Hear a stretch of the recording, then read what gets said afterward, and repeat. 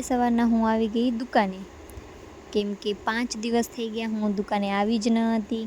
તો 5 દિવસ પછી મેં દુકાન ખોલી તો મેં જોયું કે દુકાનમાં તો બહુ જ ધૂળ ને જારા ને રજ ને બધો થઈ ગયો હતો.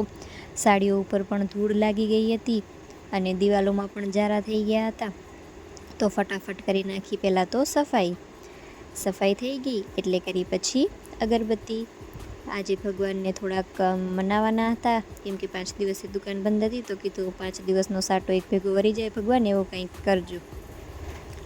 તો અગરબત્તી કરી પછી થોડી વારમાં આવ્યો મારું એક આજે પાર્સલ. આ પાર્સલ મેં લગભગ 1 તારીખના ઓર્ડર કર્યો હતો એમેઝોન ઉપરથી, કેમ કે મારા હસબન્ડે આ કોઈક રીલ્સમાં જોયું હશે કે ખબર નહીં ક્યાં જોયો હતો. એમને આ જે ટિફિન બોક્સ છે એ બહુ જ પસંદ આવ્યો હતો. મને કહેતા હતા મને આ જ ટિફિન લેવું છે, આ જ ટિફિન લેવું છે.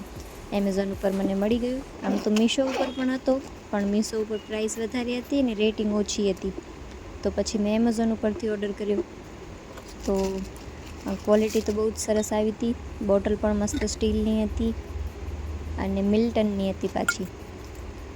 અને જે આ બોક્સ છે એ કાચનો હતો. હવે ખબર નહીં આ કેટલો ટાઈમ ટકશે, પણ દેખાવમાં તો બહુ જ મસ્ત લાગતો હતો. ઉપરથી પાછો જો આવી રીતે લોક પણ છે કે આપણે બંધ કરીને બોક્સ તો એક્સ્ટ્રા હવા જે હોય નીકળી જાય, જેથી ખાવાનું ખરાબ ના થાય કે કાચને કાંઈ ના થાય ગરમ ગરમ ભરીએ ને તો. પછી આ એક નેપકિન પણ આપેલો હતો.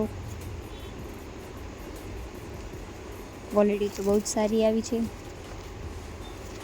ને બોક્સ પણ બહુ જ મસ્ત હતો. પછી થોડી વારમાં આવી ગયા કસ્ટમર. તો કસ્ટમરને સાડી ગમી ગઈ અને એ લોકો સાડી લઈ પણ ગયા. ભાવતાલ કરતા હતા, છેલ્લે એમના ભાવે જ સાડી લઈ ગયા.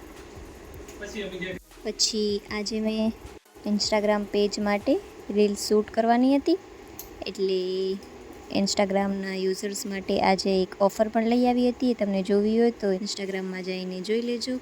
પછી મારા હસબન્ડને મને કીધું હતું કે મારે મકાઈનું રોટલી ને જુવારની રોટલી ખાવી છે, એટલે હું બપોરના ગઈ જુવાર અને મકાઈ લેવા. અને બાજુમાં જ ચક્કી હતી એટલે જુવાર ને મકાઈ લઈ લીધી અને બાજુમાં જ પીસાવા માટે પણ રાખી દીધું.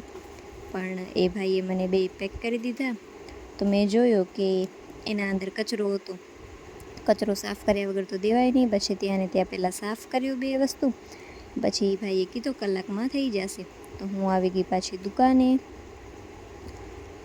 આવી થોડી વાર બેઠી. તો થોડાક કસ્ટમર આવ્યા, એને અટેન્ડ કર્યા. પછી પાછો મારો બીજો પાર્સલ આવી ગયો આજે. આ પાર્સલ મારો મીશોનો હતો.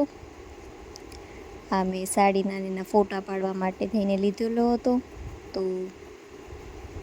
એની ક્વોલિટી પણ સારી હતી. પ્રાઇસના હિસાબથી ક્વોલિટી મસ્ત હતી, પણ આ ખુલતો જ નહોતો. ખબર નહીં કેવી પેકિંગ કરીને આપી હતી એ લોકોએ. પછી બહુ જ મહેનત કરી મેં એને ખોલવા માટે, કેમ કે જો અગર કટ થઈ જાય તો એ જે ગ્રાસ છે એ પણ કટ થઈ જાય તો શું કરવું, એટલે બહુ જ આરામથી એને કટ કરતી હતી. પછી ફાઇનલી નીકળી તો ગયું. પાછું આમાંય ટેપ લગાવી દીધી હતી, એટલે પછી ટેપ ખોલી.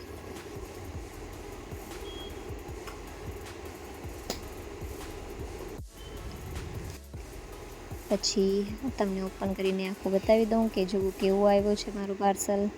તમને કેવો લાગ્યો મને કમેન્ટ કરીને કહેજો. અને 2 પાર્સલમાંથી તમને વધારે કયો ગમ્યો એ પણ કમેન્ટ કરીને કહેજો. તો મને તો આ બહુ જ મસ્ત લાગતું હતું. પછી મને યાદ આવ્યો કે ચક્કીએથી તો લોટ લેવાનો હતો. તો ફટાફટ ગઈ અને ભાઈને કીધું.